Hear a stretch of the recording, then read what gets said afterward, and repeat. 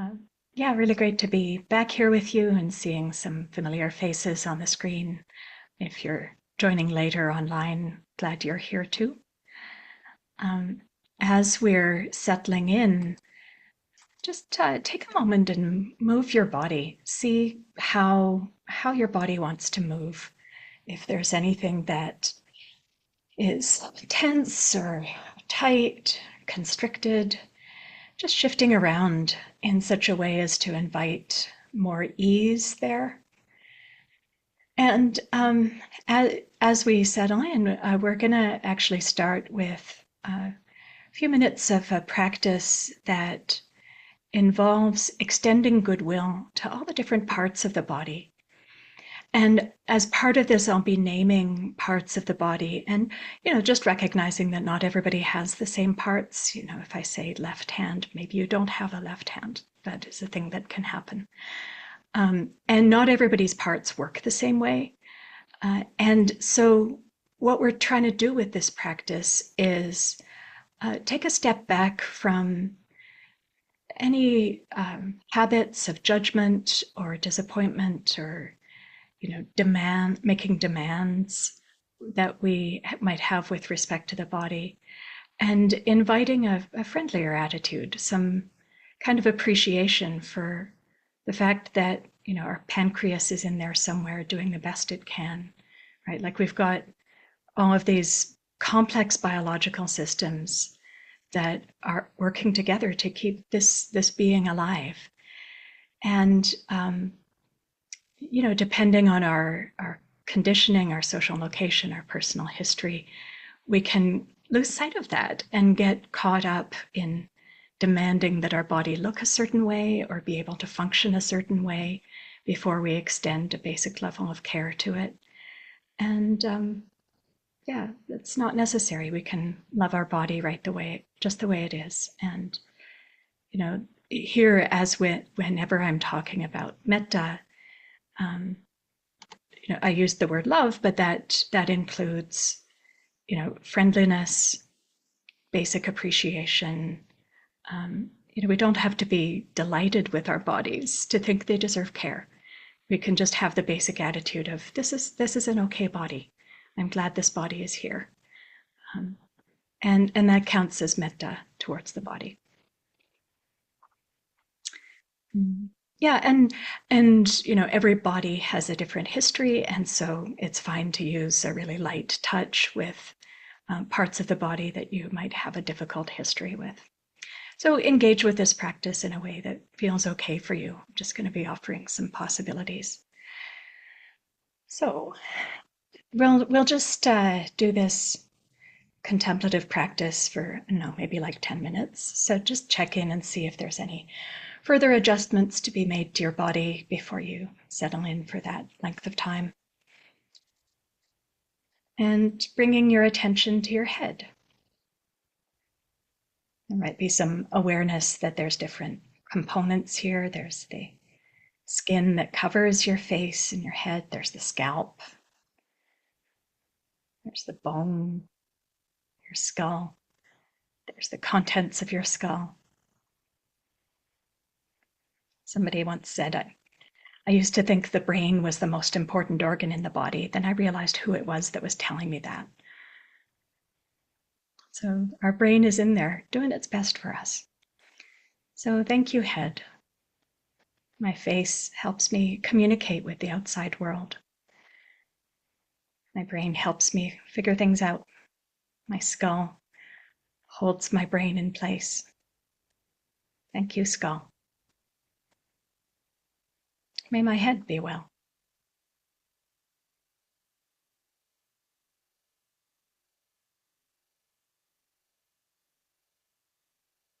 Bringing the attention to the neck, front and back, inside and out.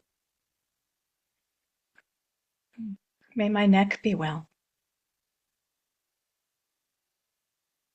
Seeing if it's possible to have an attitude of kindness towards this part of the body.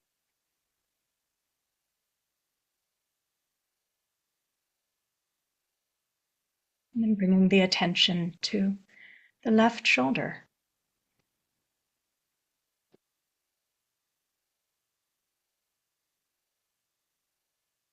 all of the complicated bits that go into making this joint what it does.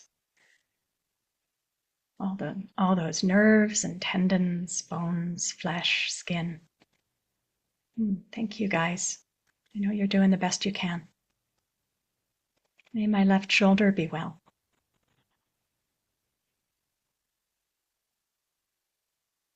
And then bringing your attention down the left arm, the upper arm, elbow, lower arm, wrist, hand, fingers. May my left arm and hand be well.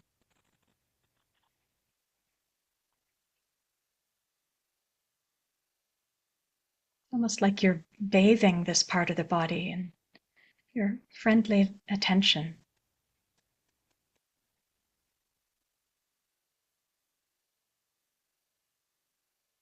Not trying to change anything or fix anything. Just offering your kind attention to that part of the body.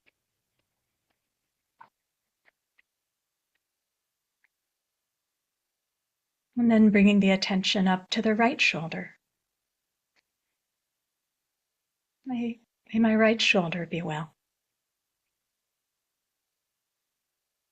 May my right upper arm be well. My elbow, lower arm, wrist and hand and fingers. May all of those parts of the body be well.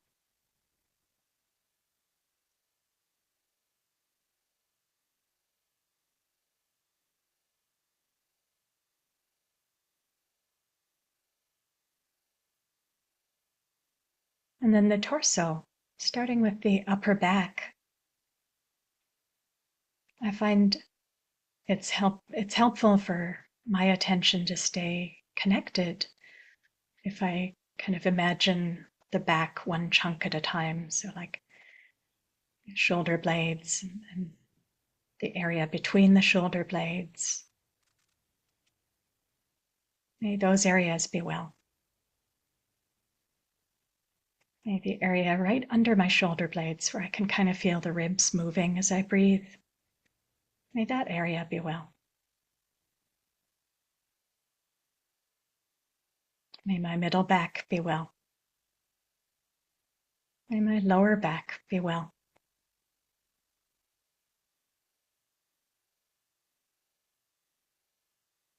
And then the front of the body, from the collarbones, down the chest, lower ribs, the belly, not forgetting the side of the body. May that whole area be well. May all of the innards in my torso be well, the heart and the lungs, the liver and the kidneys, the gut, stomach. I think there's a pancreas in there somewhere. May all of that stuff be well. So many complicated things going on. All of these amazing systems working together. Thank you, guys.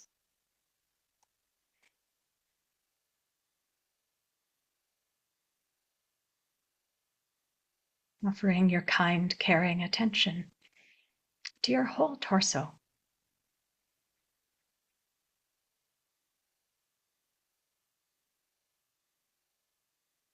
And then bringing your attention to the hips, the seat, the pelvic area. May this area be well.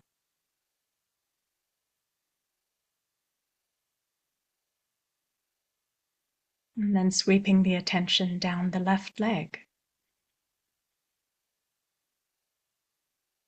Thigh, knee, shin, calf, ankle, feet, the left foot, the toes, outside and inside. May that area be well.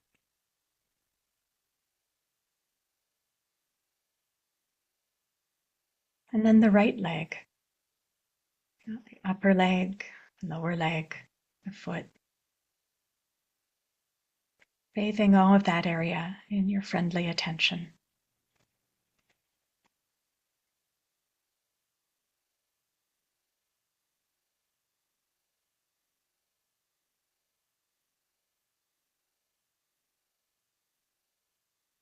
Seeing what it's like to expand the scope a bit and just hold your whole body at the same time in this friendly awareness.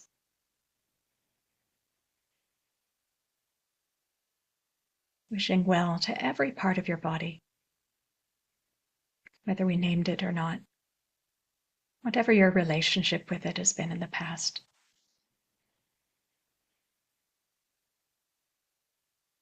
For right now, just resting in this gentle kindness.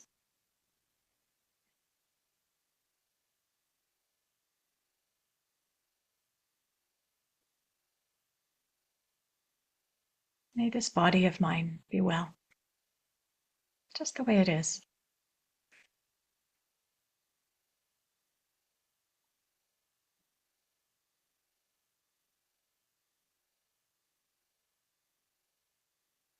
Letting the heart rest in that kind awareness.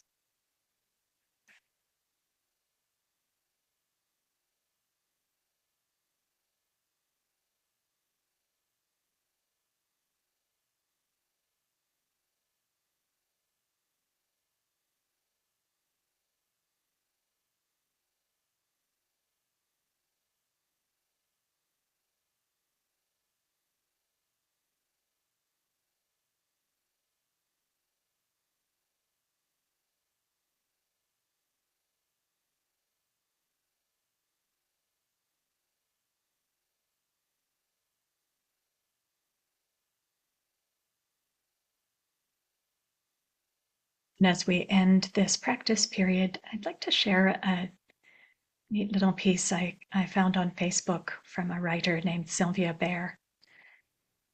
"What's that sound?" I asked him. Sergio was performing the routine echocardiogram on my heart. "It's one chamber. The valve is opening and closing. You can hear the rhythm and sound of blood coursing through. And each one of the 4 valves is unique. Listen," he said.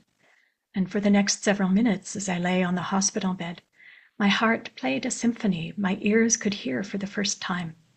Each part totally different. Each part responsible for its own rhythm and sound. I thought of the heart as a several-tiered fountain, but instead it was more determined and specific.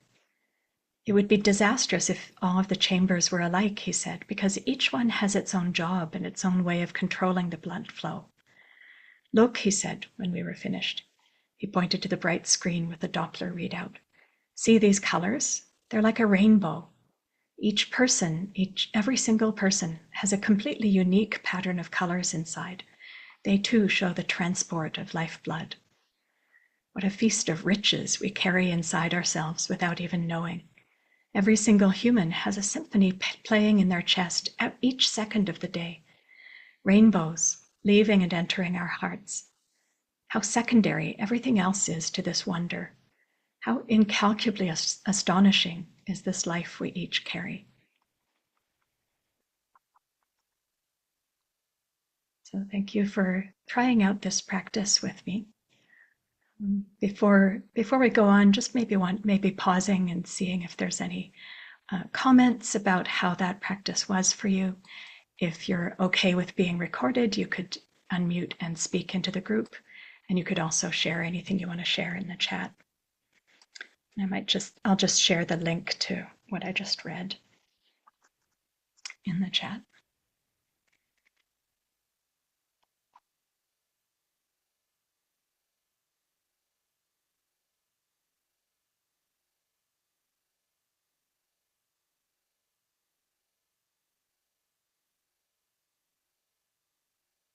If there's no comments, I'll just keep going. So last week we started out with, so somebody in chat said, it's a new meaning for chamber music. Har har. Thank you, Angie.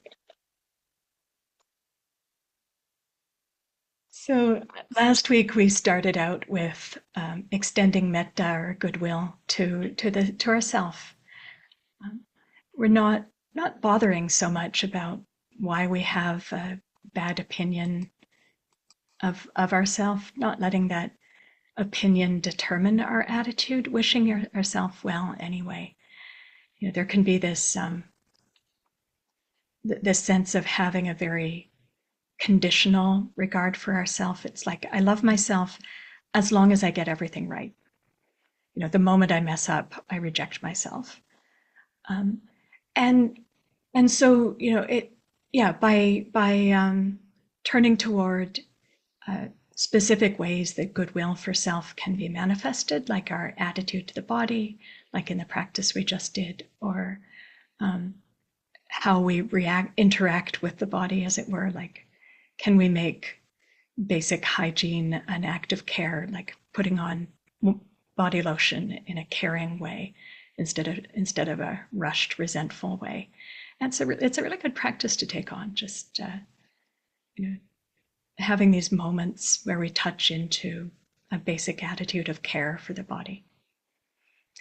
And, in a culture where we get messages that the only acceptable bodies are ones that look a certain way and function a certain way, it's actually a really revolutionary act to give our body care and appreciation and attention, no matter what it looks like or what it functions like. And that sense of appreciation for the body also means that there's this extra layer of resilience. So, one of the ways that shows up is if you really deeply appreciate your body and care for it, you'll be a lot harder to manipulate into buying stuff that you don't need. Like, if you already think your body's fine, why would you spend a lot of money on, like, expensive beauty treatments? I'm fine anyway. Like, yeah. So, so welcome to the counterculture, is what I'm saying. And so just to review this quality of metta again. So I use the term goodwill and metta kind of interchangeably. So metta isn't, what we're doing here isn't a prayer, it isn't magic. What we're doing is training the heart to respond appropriately by laying the groundwork of good intentions so that we'll be ready to respond with kindness whenever a response is called for.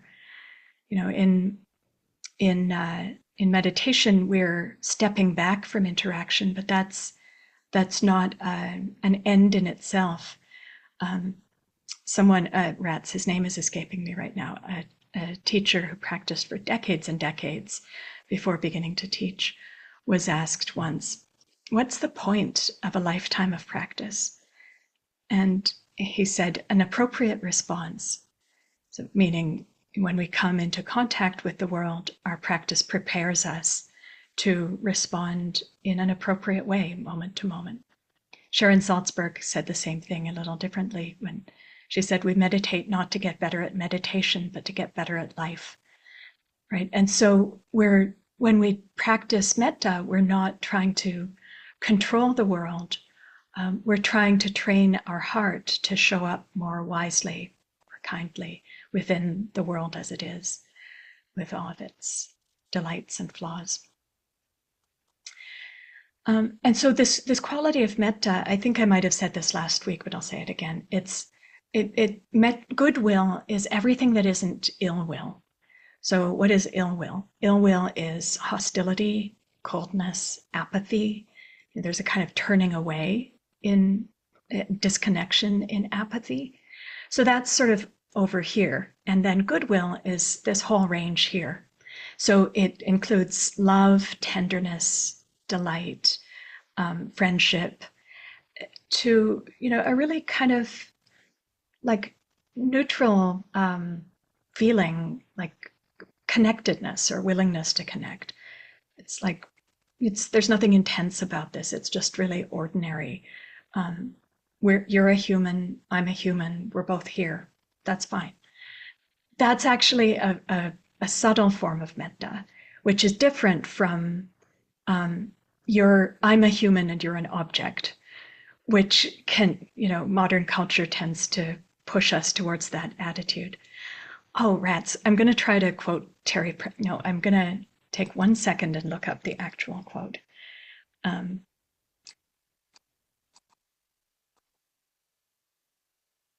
we go.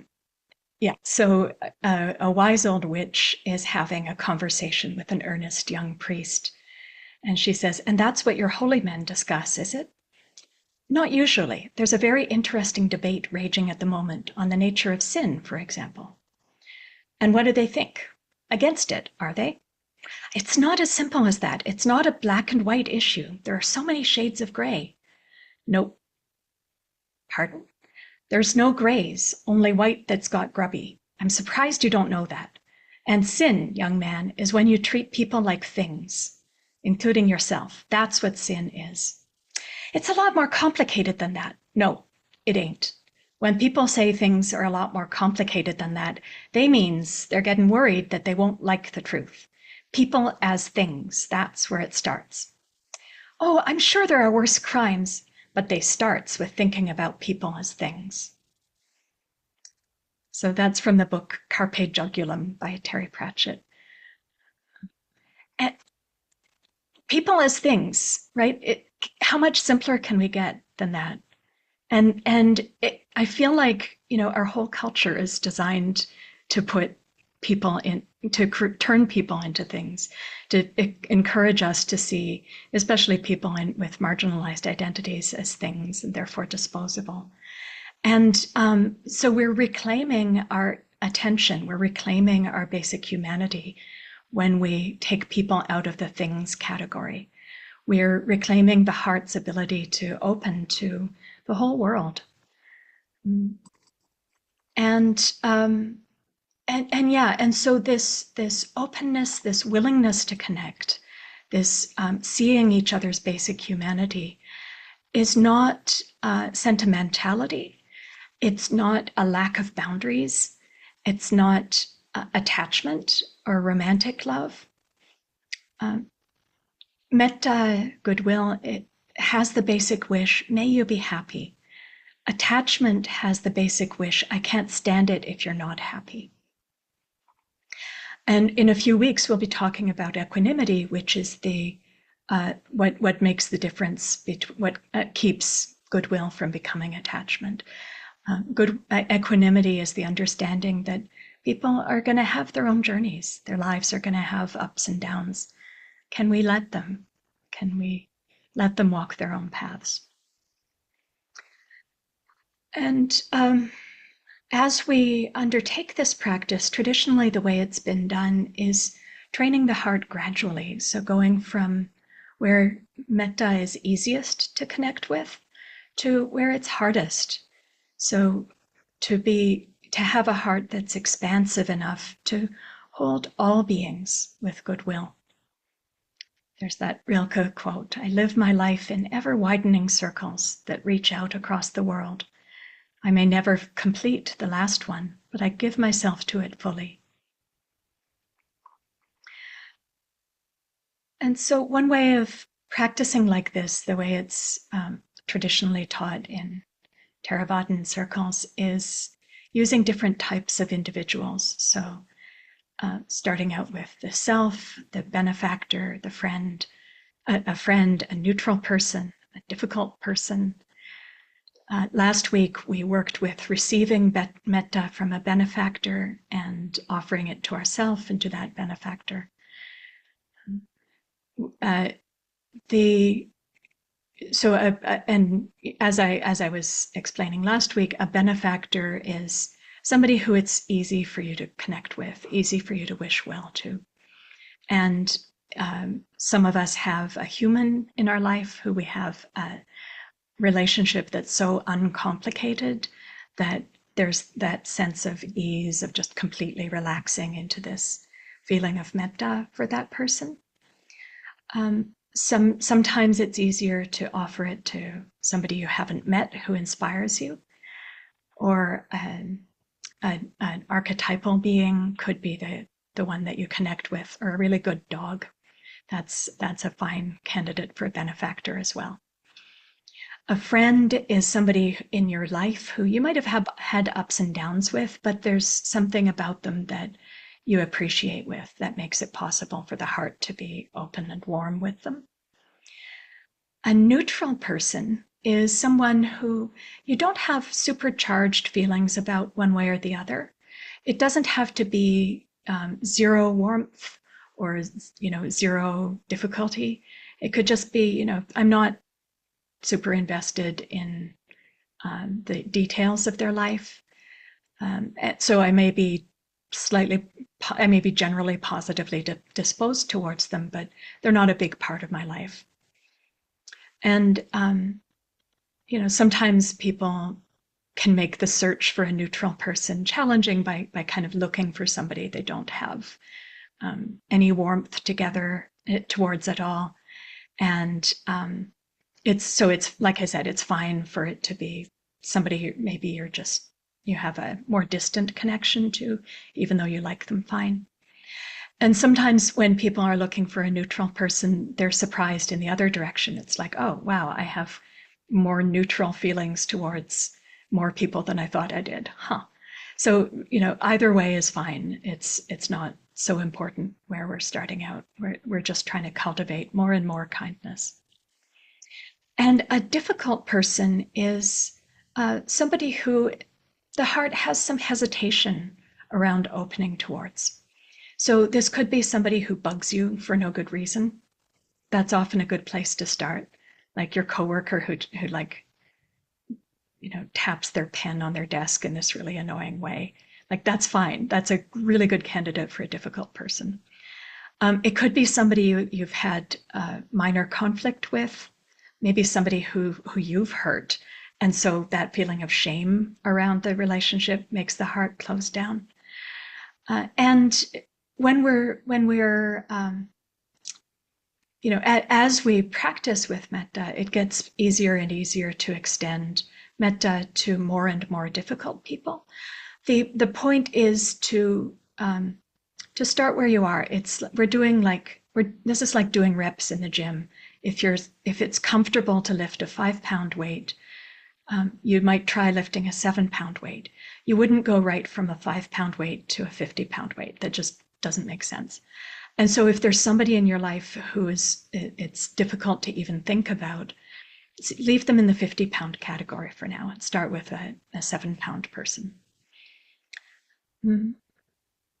Yeah, and as we practice with these categories, we're also practicing with parts of ourself inevitably.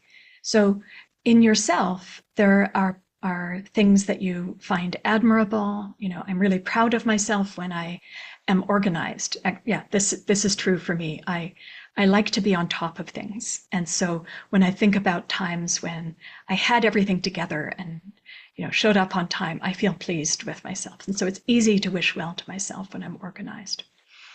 There's times when we feel disappointed in ourselves. When I'm disorganized, when I drop a ball, there can be a big shame response that comes up.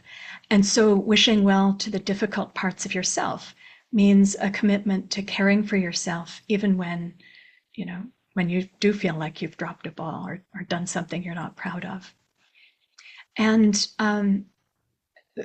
then of course there's also neutral parts of ourselves, but it could be parts that we just assume are the same for everybody. It could be things that we don't even know are true about ourselves, things we tend to overlook. And so this heart that doesn't pick and choose who out there it gives goodwill to is inevitably also practicing not picking and choosing inside about what it gives goodwill to. The wonderful teacher, Venerable Panyawati, likes to say that metta isn't gold dust, it's dirt. It's the fertile ground from which all other good qualities grow. So there's no need to be selective about who gets your goodwill. Like I said, we're not casting a magic spell here. You're not going to ensure the success of somebody's nefarious plans if you wish them well. What you are doing is just training your heart to stay steady with however it is that they're showing up in the world. And the way we can incline the heart towards opening to goodwill is by turning the attention to what's good about the individual that we're bringing to mind. The proximate cause for goodwill is seeing goodness. When, if you think about it, like if you've seen somebody do something kind, like really mundane kindness, like holding a door for somebody, like there can be this little glow of fondness in the heart, like, oh, look at them being helpful. So that's what we're trying to do to kind of get the metta ball rolling, is reminding ourselves of what's good about this person. And so with a friend, even if you've had ups and downs, it'll probably be easy to find something good about them, something you appreciate. With a neutral person, if you're thinking of an individual who has some part in your life, you might be able to think of something good pretty easily. With the difficult person, it could be a little bit more challenging, just reminding yourself that, yeah, even though we've had our difficulties, I know they take really good care of their dog. So finding any little window you can where metta can creep in is so important. Galway Cannell writes, "The bud stands for all things, even for those things that don't flower, for everything flowers from within of self-blessing. Though sometimes it is necessary to reteach a thing its loveliness, to put a hand on its on the brow of the flower, and retell it in words and in touch, it is lovely, until it flowers again from within of self-blessing." So turning our attention to the loveliness of all of these individuals allows the heart to flower on its own. We're not trying to generate a feeling of metta. We're trying to create the conditions for it to arise on its own. And we're training the intention of goodwill. We're aligning our intentions with wishing well for them rather than wishing harm for them. And as well as using individuals who have particular roles in our lives, we can use categories, those who are alive now and those who are yet to be born, humans and animals, people who are like me and not like me, wise and foolish. The use for both the individuals and the categories is to map the terrain of the heart. We're learning about where it's easy for us to have this open-hearted kindness and where there's a feeling of holding back, where there's a feeling of, no, I don't wish well for that person or that type of person. And sometimes the blocks are pretty big. So I heard a story of somebody who was a very ardent environmentalist. And when encountering these categories, may all animals be well, the heart was just so open, like, yeah, I do wish well to all animals. May all humans be well. Ooh, humans spoil everything. Right? So, sometimes there's huge categories where the heart tends to shut down. And as we see that,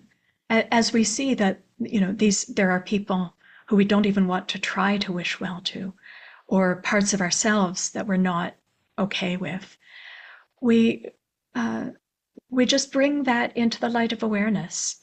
And as we shine the light of awareness on these constrictions, on these blockages, on these resistances, that awareness in itself tends to dissolve them over time, gradually. So we're not trying to yank the heart open. We're getting interested in what is it that impedes the natural opening of the heart. So last week I said something about how metta is not fundamentally different from mindfulness. And this is another way in which that's true. We're learning about where the heart opens easily and where it doesn't, where it shuts down. So we set the intention to metta and we see what comes up. It could be warmth and tenderness and lightness. It could be irritation or sadness or envy, coldness, anger. And when something really difficult comes up, so as all of those things come up, there's basically three ways that we can respond. If there's a subtle feeling of disconnection or like this feels a little artificial, that can just be there in the background, and we can keep on aligning with the practice and just, with the awareness that, okay, yeah, there's this little resistance here. If there's something that feels quite intense that comes up, so say you're practicing with a friend, and the fact that this is somebody who you know well means that the mind presents you with a story of a time when they really let you down, and a big feeling of sadness comes up. That's something that could happen in practice. The sadness could just be there in the background, but if it's really strong, you might want to bring it into the foreground and just be with the sadness as the main thing that gets your attention. And if it's really, really big, it can be helpful to kind of bring in an extra level of compassion with respect to this intensity. Just, oh yeah, may this intensity be held with kindness. And I'm kind of out of habit putting my hand on my heart, and you can't see, but I've got my other hand on my belly as I'm saying that. Like these little gestures can be a way of making the caring aspect of compassion feel a little more real. And then when it feels like the intensity has been cared for enough, you can reconnect with the metta practice, picking it up wherever it feels appropriate.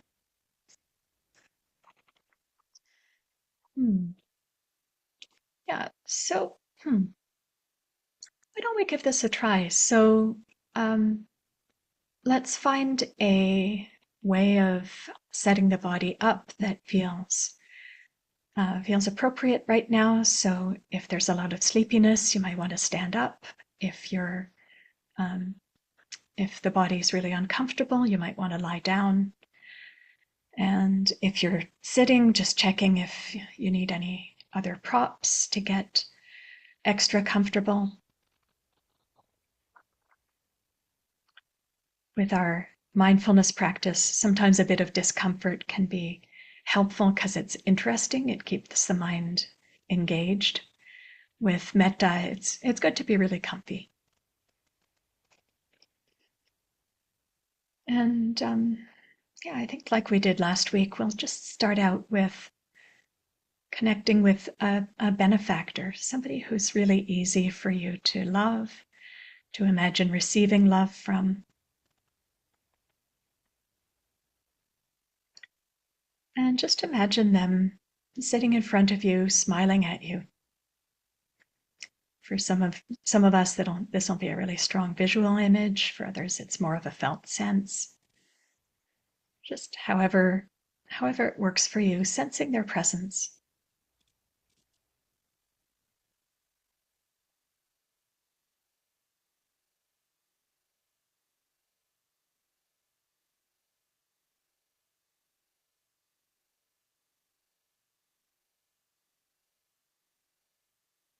And imagine them beaming love at you. And your only job is to receive it, basking in it like a kitten in a sunbeam. As they wish you well in your body and heart and mind.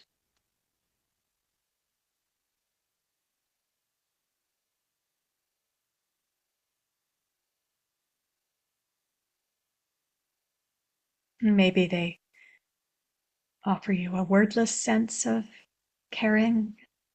Maybe there's words. The phrases I like to use are, may you be happy and peaceful. May you be healthy and well. May you be safe. May you live with ease.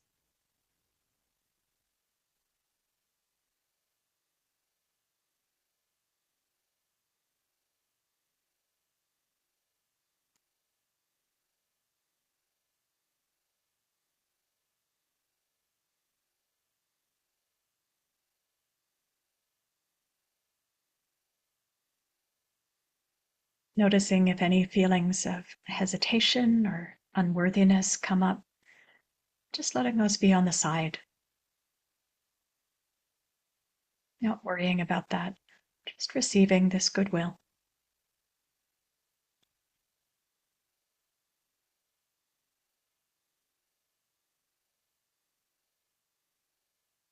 May you be happy and peaceful. May you be healthy and well. May you be safe. May you live with ease. Feeling what it's like for this dear one to be offering you those wishes.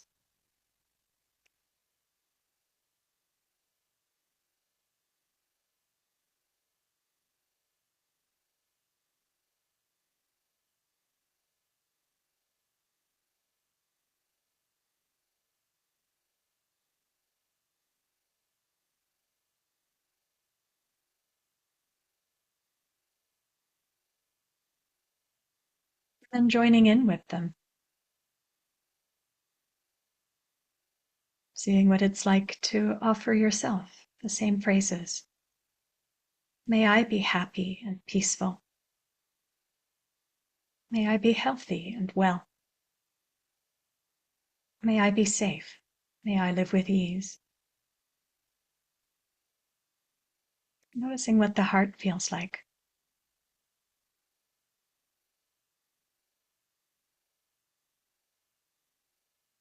If there's a feeling of warmth and tenderness, it's great. Let it strengthen. Really appreciate it.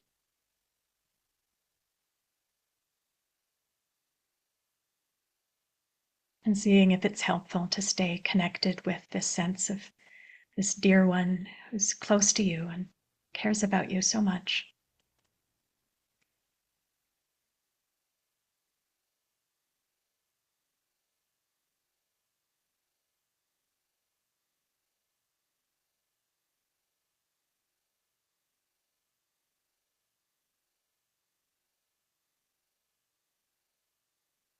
Both that dear person and me are wishing me well.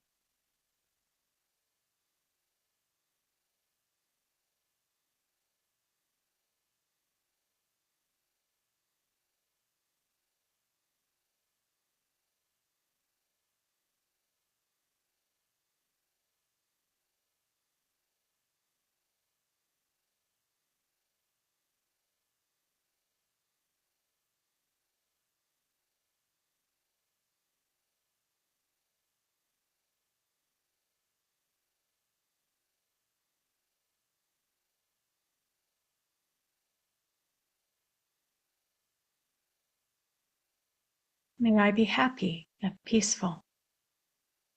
May I be healthy and well. May I be safe.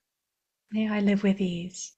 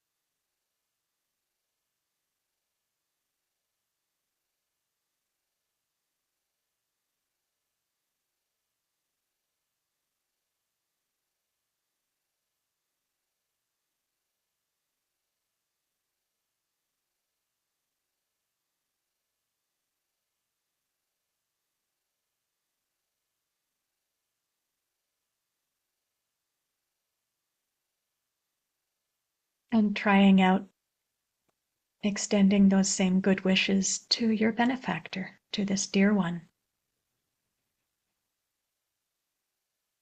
My dear, may you be happy and peaceful. May you be healthy and well.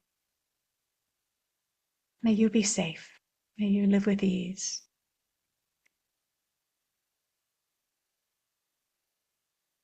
Notice how the heart feels right now.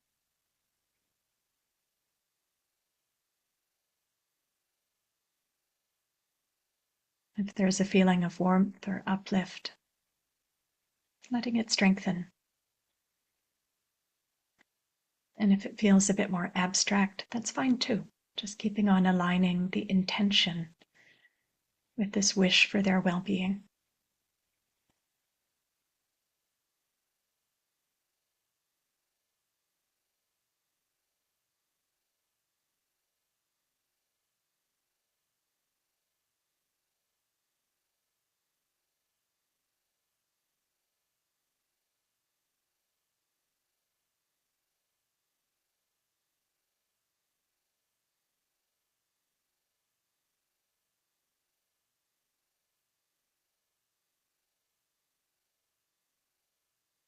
My dear, may you be happy and peaceful. May you be healthy and well. May you be safe. May you live with ease.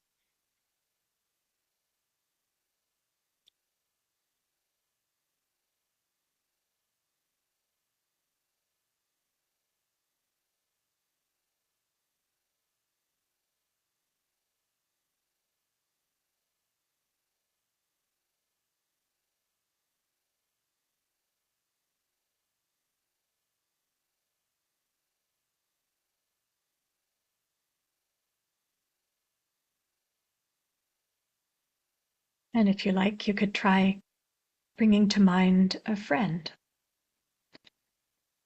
And you might imagine them sitting in front of you, and perhaps your benefactor comes and sits beside you, so you can still sense their presence.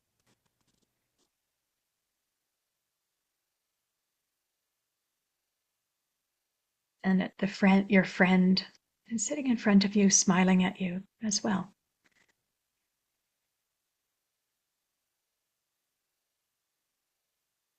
My dear friend, we might have had our ups and downs over the years, but I see your goodness. May you be happy and peaceful. May you be healthy and well. May you be safe. May you live with ease.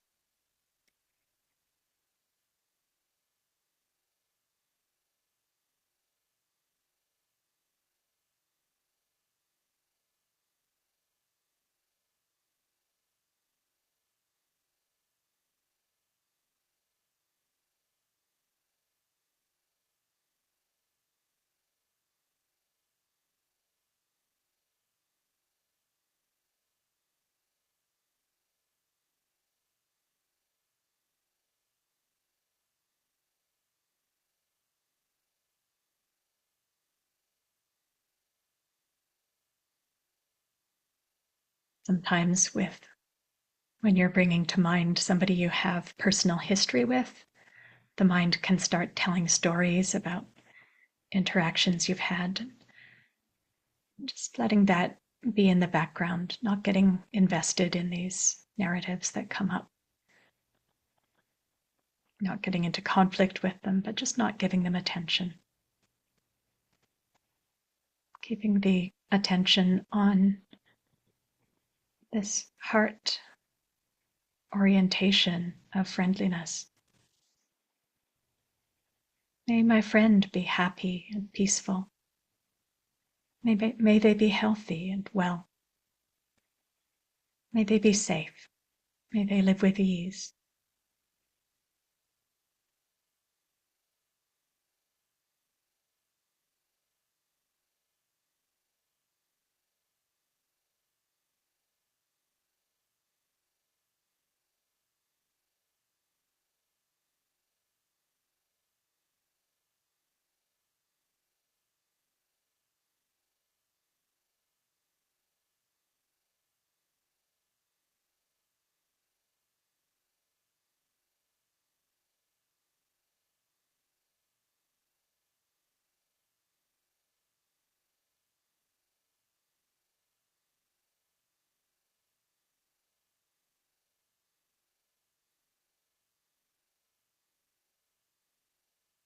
And letting the friend go and bringing to mind a neutral person.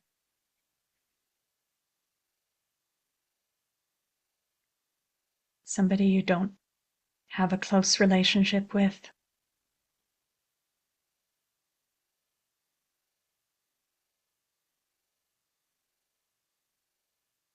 Somebody you don't have strong feelings about one way or the other.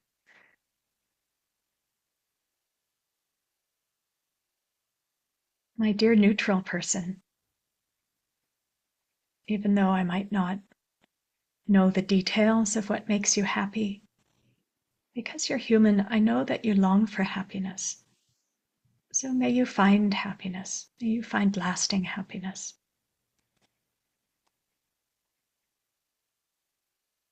May you be healthy and well.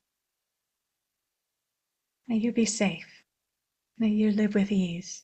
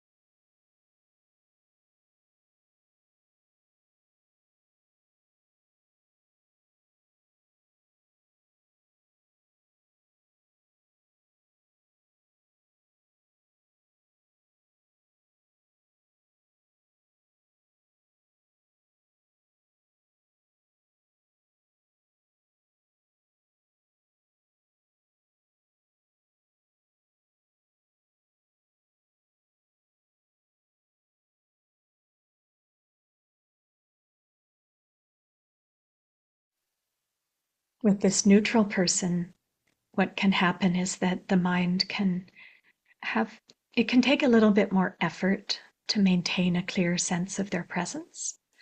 You might find sleepiness or boredom creeping in, or just the mind going to something else. And so just connecting with a sense of their image or their presence, and maybe using the phrases in a little more emphatic way. May you be happy and peaceful. May you be healthy and well. May you be safe. May you live with ease.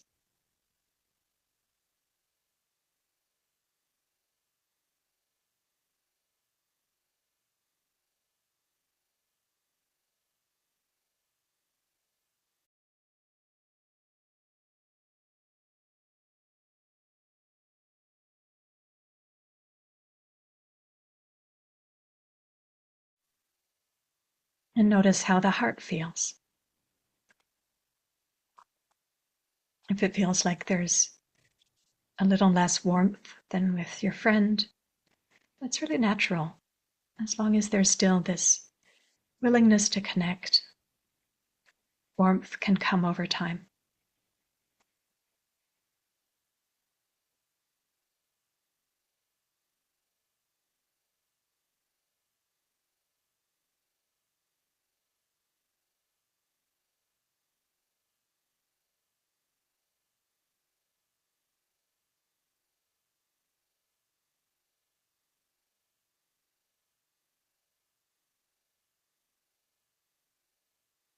And if you feel like trying a different person, you could bring to mind a difficult person.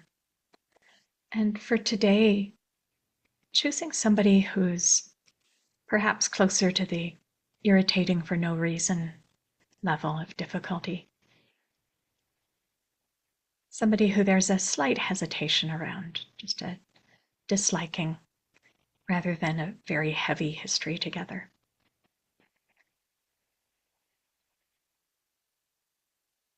And imagining them in a way that feels okay to you. Maybe they're not right in front of you.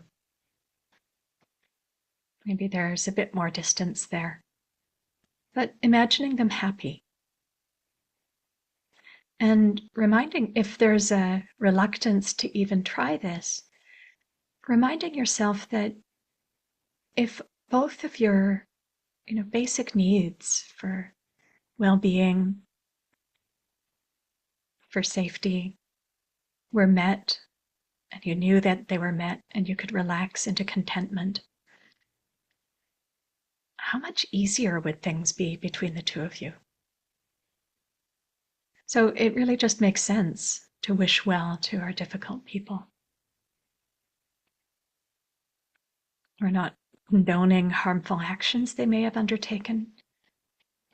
We're just wishing them basic well-being. So, my dear difficult person, may you be happy and peaceful. May you be healthy and well. May you be safe. May you live with ease. Notice how the heart feels.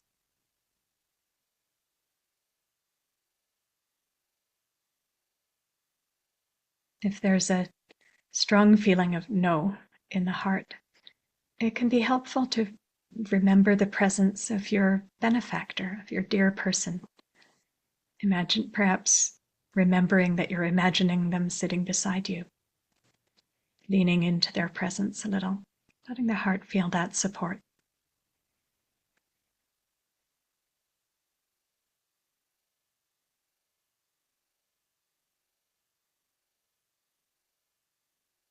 And perhaps imagining that the two of you together are sending these good wishes to your difficult person. My benefactor and I are wishing you well, just the way you are.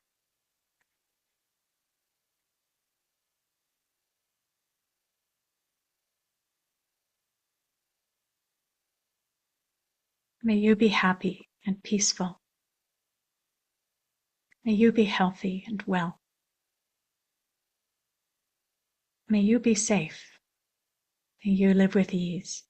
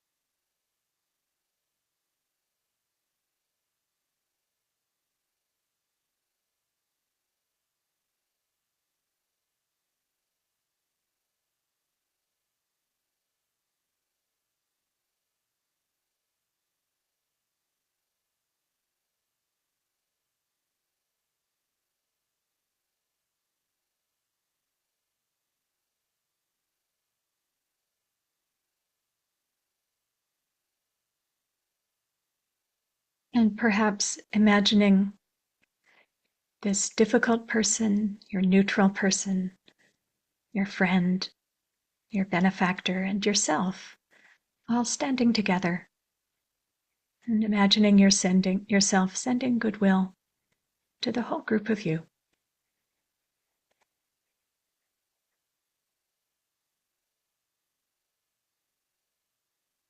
May all five of us be happy and peaceful, healthy and well. May we be safe. May we live with ease. And notice how the heart feels as you're wishing well to this group.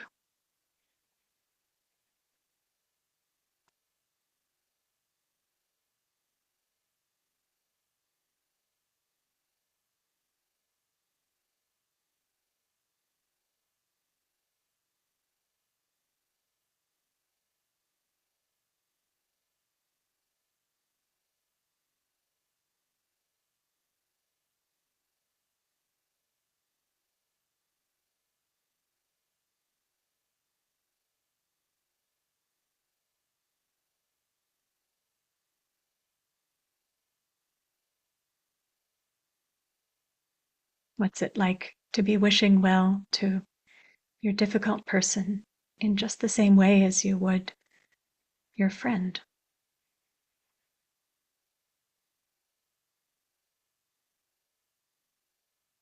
Including them both in the circle of caring.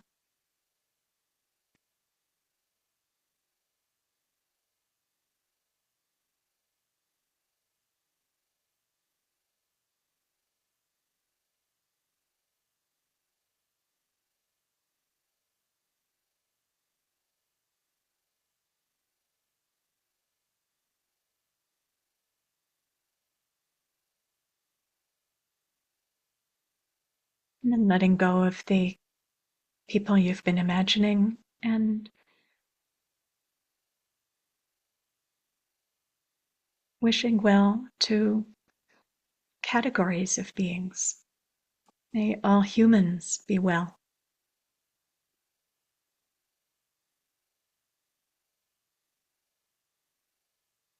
May all animals be well.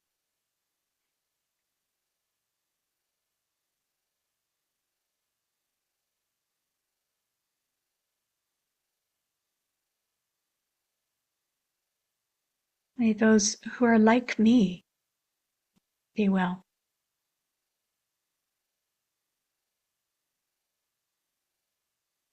May those who are not like me be well.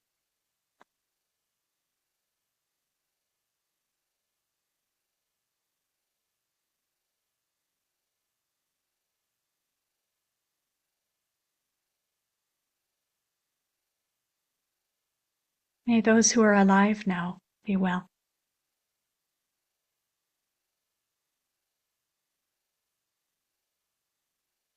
May future generations be well.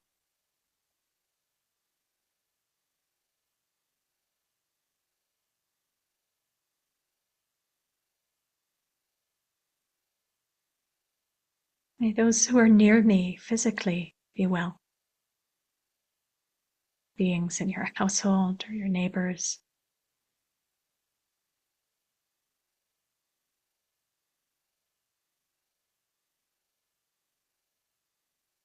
May those who are near me virtually be well.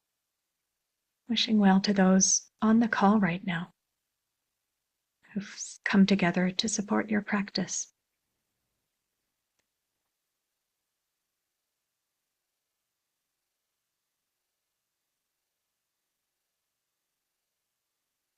And receiving the goodwill that's being offered by those on the call.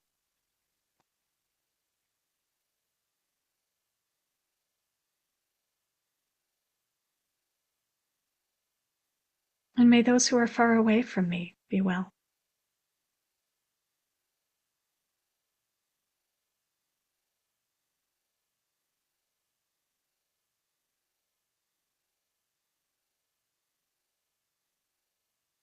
May everyone I know be well.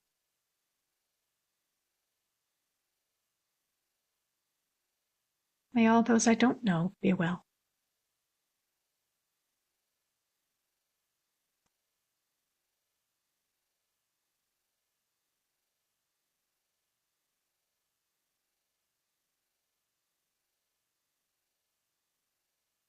May all beings that are visible be well.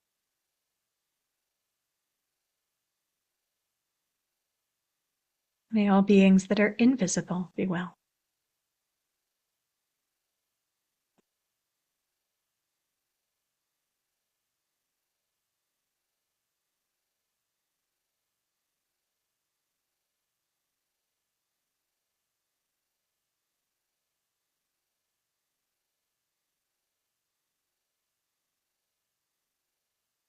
May all enlightened beings be well.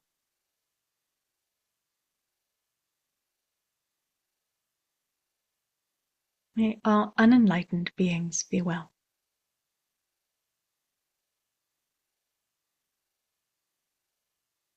May everyone everywhere, in all directions, no exceptions, no conditions, no limitations, be happy and peaceful, healthy and well.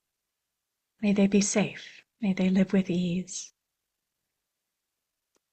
And for the last few minutes of our practice time together, letting the heart rest in just a wordless sense of goodwill, kindness, willingness to connect, freedom from hostility.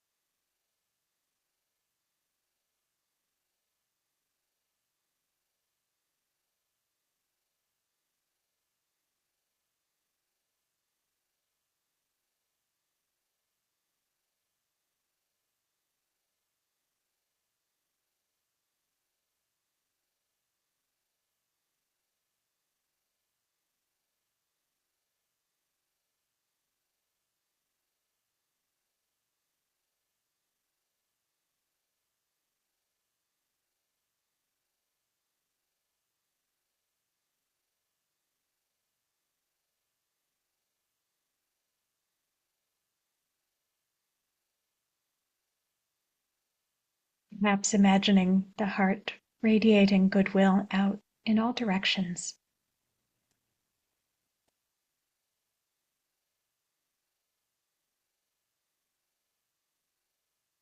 Shining like the sun that doesn't shine because the earth deserves light. It shines because it's its nature to shine. Letting the heart shine out.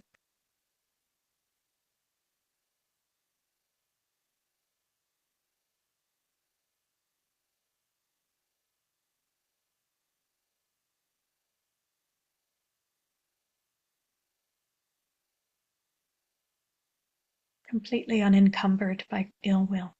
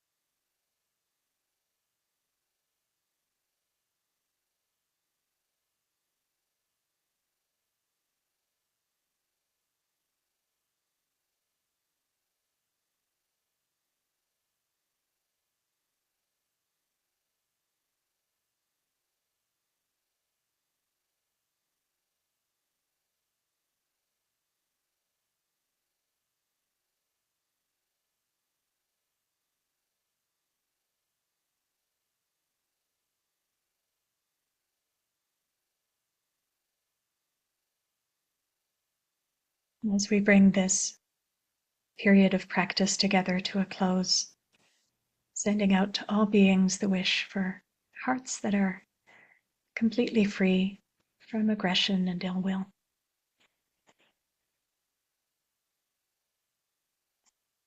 Thank you for your practice.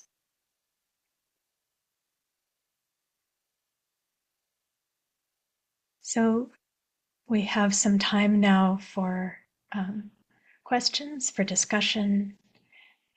You're welcome to put anything you want to share in the chat. And if you're okay with being recorded, it would be great if you would unmute and speak into the group. While you're thinking of what to say, I wanted to share another little snippet that I encountered on Facebook. Somebody reflecting on this process of opening the heart to people you don't have a strong connection with. The thing I'm proud of is actually 1,000 things. It's the many tiny moments when I've chosen to be kind. I used to play a game during the years I was in customer service. It started when an elderly lady noticed I was bored with her chat and explained that she wouldn't speak with anyone else that day. I was 18 with a full social life and roommates. I was shocked. I decided to really listen to my customers, to have a conversation. I did that for a year or so, and then I invented my game. I would try to identify in each customer what would be that little quirk or characteristic which, if I loved them dearly, would light me up.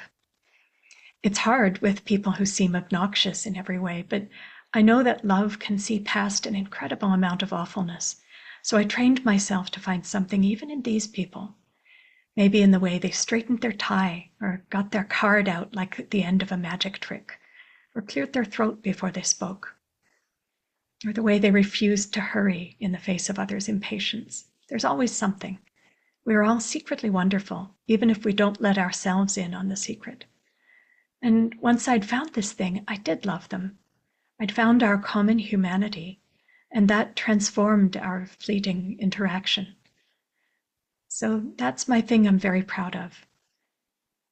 regardless of whether I've been successful or not, I'm proud that I've tried to make this complex world a little bit kinder, and I'm still playing this game.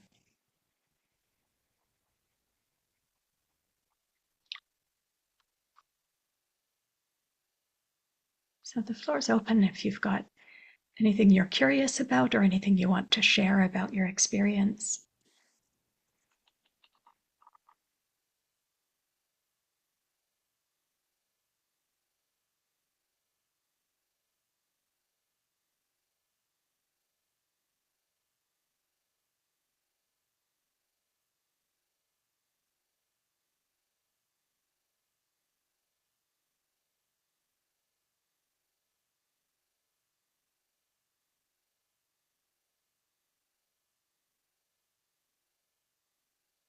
Sometimes, sometimes the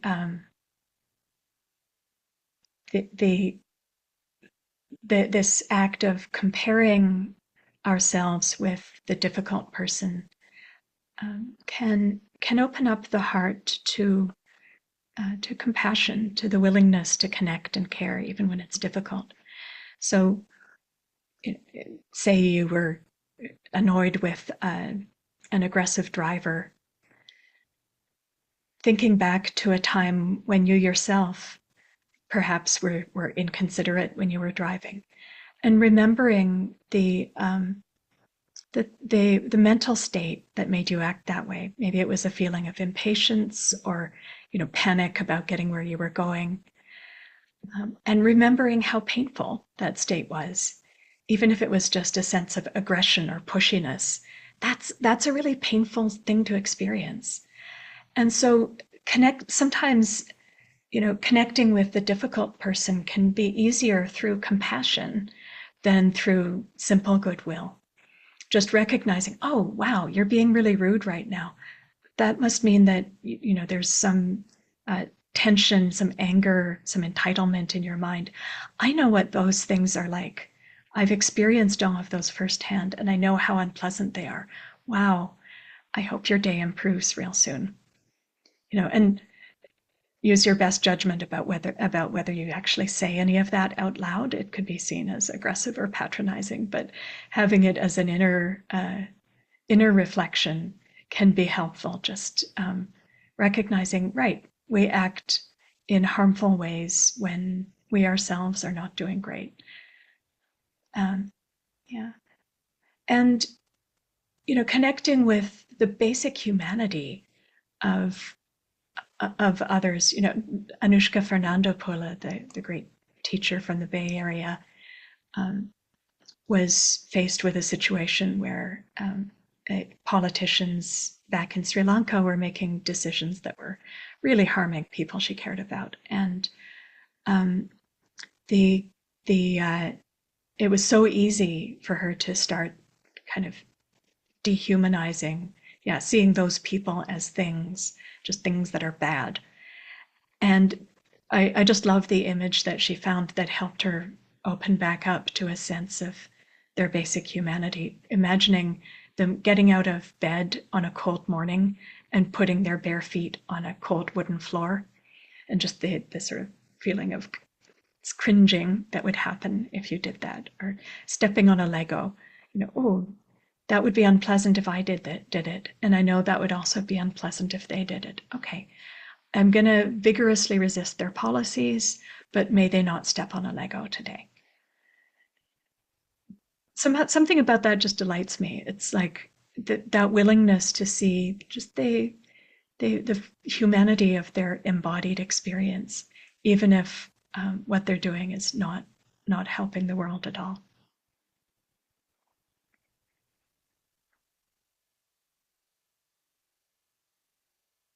Curious if there were any of the categories that we worked with in the meditation practice that had something surprising for you. I'd really love to hear from some folks how that practice was. My difficult person, oh, hello. My difficult person is a colleague who can be very, very clumsy and a whirlwind. And everywhere. And she walks into the office and everything falls over, and she gets her foot caught like in the hem of my pants and trips. And it's sort of like when you told me you just read that quote, it reminded me of how she comes in and she would hit her leg or hip really hard on the corner of the desk, and she got a huge bruise. So I brought some of those like baby proofing um, like corner guards for the desk and put them on because I know how much that hurts to hit yourself on a corner of something and get a huge bruise, especially if you do it multiple times, like within 5 minutes. It's really comical at the time, but it can be very disruptive to your work. Um, so she was my difficult person, and I found myself actually smiling and finding it much more endearing looking back on it than at the time, which I felt extremely irritated. But that's great that you were already in action, able to connect with a sense of compassion and like, wanting to protect her physically, even when she was being awkward. Yeah, that's great. Um, Maybe one other thing I just want to share is this way of practicing with these categories is a technology that was developed in the centuries after the Buddha died. In like I think the specific list that we use, it was developed in Burma in the commentarial tradition. And the version of it that I presented today was heavily shaped by what John McCransky teaches, which is influenced by the Tibetan tradition. And the way that the Buddha taught all of the Brahmaviharas originally was much more kind of a wordless sense of radiation of goodwill, just letting the heart shine in all directions. And so feel free to get really creative with this practice. Over the centuries, over the millennia, people have tried different approaches to eliciting this feeling and also this intention of goodwill. And so if you find that one of those approaches works better for you than another, that's great. Don't feel like you have to make yourself use a lot of phrases or visualization if a more wordless sense of radiation is a better fit for you. And the other thing is that with all forms of meditation, part of the art is learning to match the kind of the level of, I don't know, stimulation associated with the approach you're taking or the object you're using to where the mind is at. So if the mind, what a complicated practice is good for. So, using an image of a being and phrases and also tuning into the feeling of the heart, that's quite complicated. And it's a good thing. It's a concentration practice, basically. And it can be having something quite active for the mind to do, like having, fairly detailed phrases to repeat, can be helpful when the mind is already quite chatty or discursive. It gives that discursive energy somewhere to go.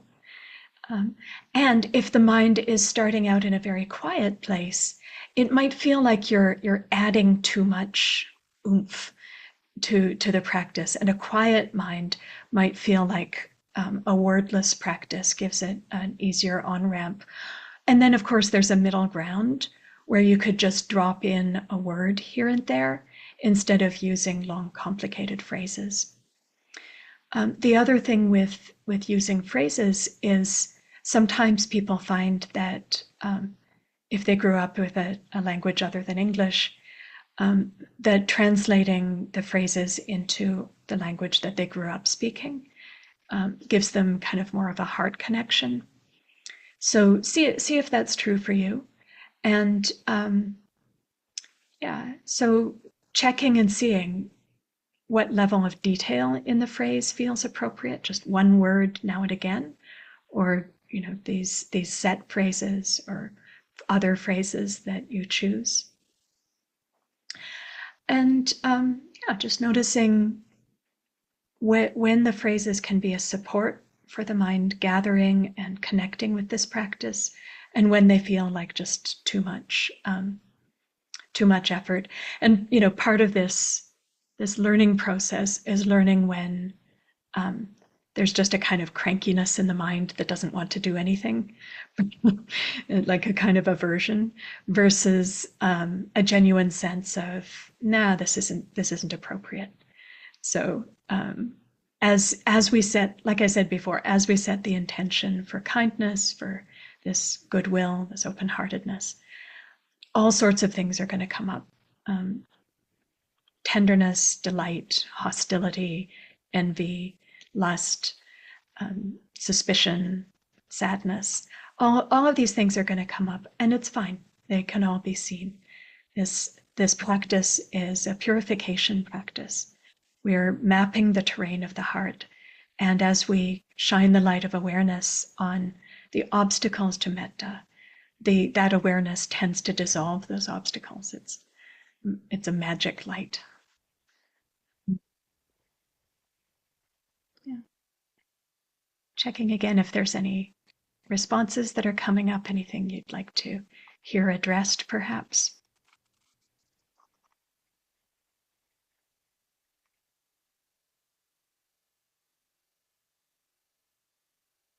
Maybe not, or maybe so. Hi, Sarah. Okay. I found when I was doing the phrases to myself, sadness came up for other people who are not living peacefully at ease. All of a sudden, it just welled up, and it didn't. I didn't let it go into a story, but it was really. I don't know. I kind of felt that it was a good sign. That that my heart was open. I could wasn't. It was like I was comparing me to living in really privileged situation to millions of people who are homeless, facing war, death, whatever. Yeah, that's really beautiful. As we turn the heart towards kindness, towards connection, spontaneous feelings of compassion can arise, and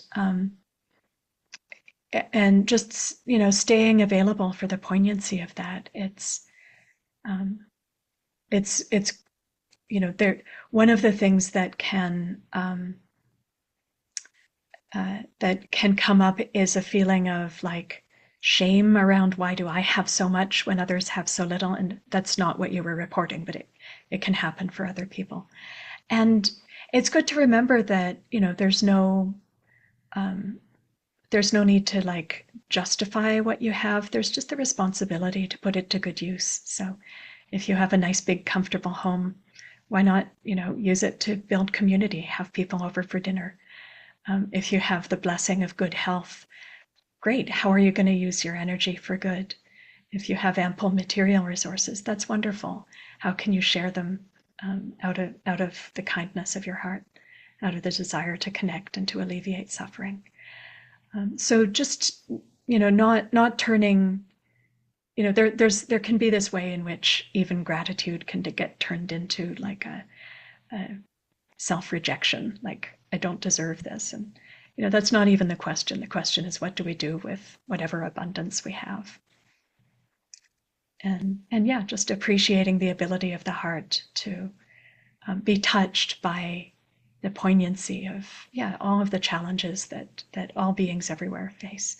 And that actually gives a good segue into next week's topic. We'll be looking at compassion, just the heart that when the heart is willing to connect to all beings, humanity, all beings' worthiness, when the heart encounters suffering, it's natural for compassion to arise. It's natural for this feeling of being touched by suffering to come into the awareness.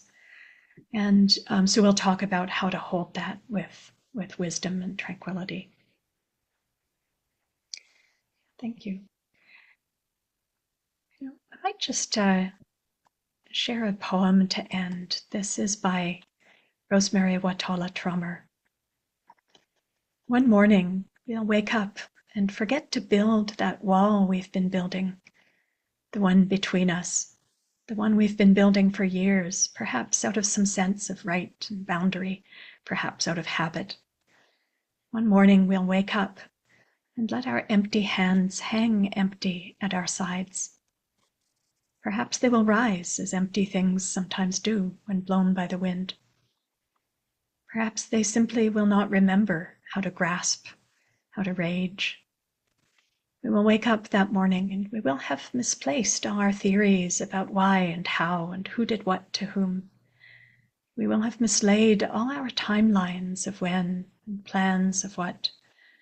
And we will not scramble to write the plans and theories anew. On that morning, not much else will have changed. Whatever is blooming will still be in bloom. Whatever is wilting will wilt.